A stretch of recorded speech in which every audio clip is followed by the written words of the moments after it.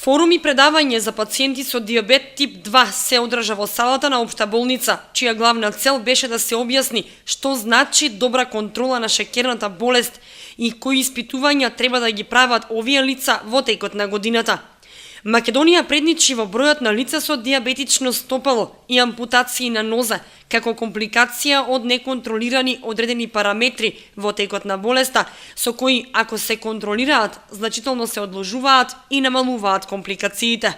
Значи, пациенти колку години имаат таа состојба, колкав процент имаат одредена старостен период, односно одредено време траење на диабетот, колку пати биле годишно на очни прегледи, колку пати на преглед на бубрези, колку пати на преглед кај кардиолог, колку пати гледани крвните садови и очите.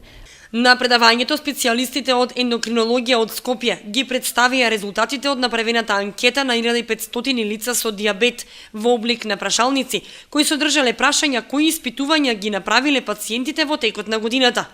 Анкетата покажала незадоволувачки резултати. Најголем процент, скоро да воопште не ни биле на одредени прегледи биле застапени, али со мал број на пациент и одреден процент на пациенти и испитаници не дадоа ниту одговор дали уопште биле или не. Во секој случај, општиот заклучок е дека не е задоволителна контролата која треба да ја направат, со кој што можеме да направиме проценка во каква метаболна состојба се, дали се добро контролирани или не.